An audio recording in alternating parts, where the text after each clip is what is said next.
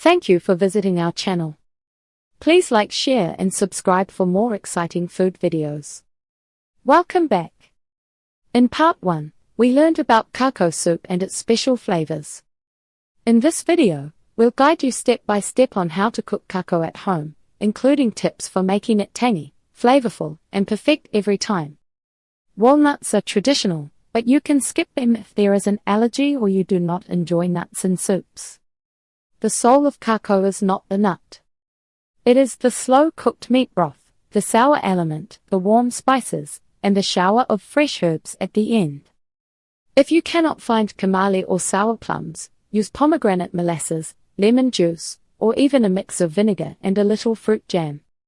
For cuisine, try a mix of dried coriander, fenugreek if you have it, plus mild curry powder and a pinch of dried basil. The flavor will be a bit different, but you will still get that Georgian style balance of warm spice and brightness.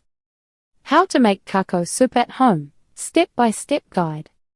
Ingredients list and simple swaps for hard to find items.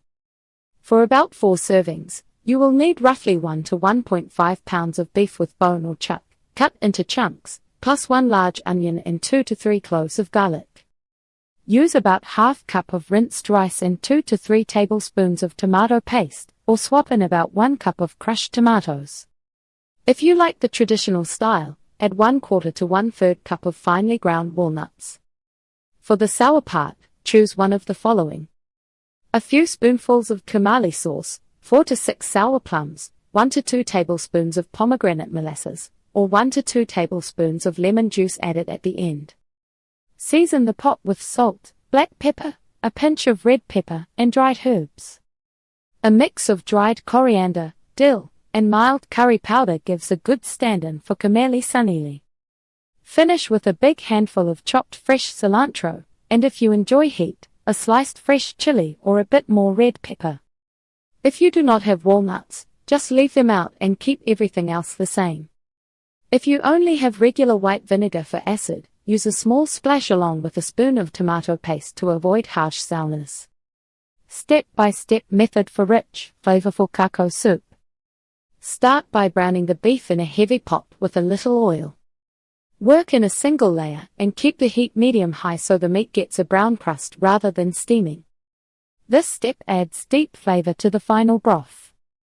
Add the chopped onion and cook until soft and golden, then stir in the minced garlic for about 30 seconds. Pour in enough water to cover the meat by a few inches, scrape up the brown bits from the bottom, and bring the pot just to a boil. Lower the heat so the soup only gently simmers. Skim off foam from the surface in the first 15 minutes for a cleaner broth. Let the beef cook like this until it is tender and easy to pierce with a fork, usually 1.5 to 2 hours depending on the cut. When the meat is soft, stir in the rice, tomato paste or crushed tomatoes, and ground walnuts if using. Keep the heat at a gentle simmer and cook until the rice is soft and the broth has thickened a little, usually 15 to 20 minutes. Near the end, add your sour element. If using whole sour plums, let them cook for several minutes and then fish out the pits if needed. Taste and adjust with extra sourness if the soup feels heavy. Finish with salt, black pepper, dried herbs, and a big handful of chopped cilantro. Let the soup rest for 5 minutes, then serve. You've learned how to make rich, tangy Kharcho soup from scratch. Enjoy it with fresh cilantro and your favorite sides. If you liked this video, don't forget to like, share, and subscribe for more delicious recipes. Thank you for watching. Please remember to like, share, and subscribe.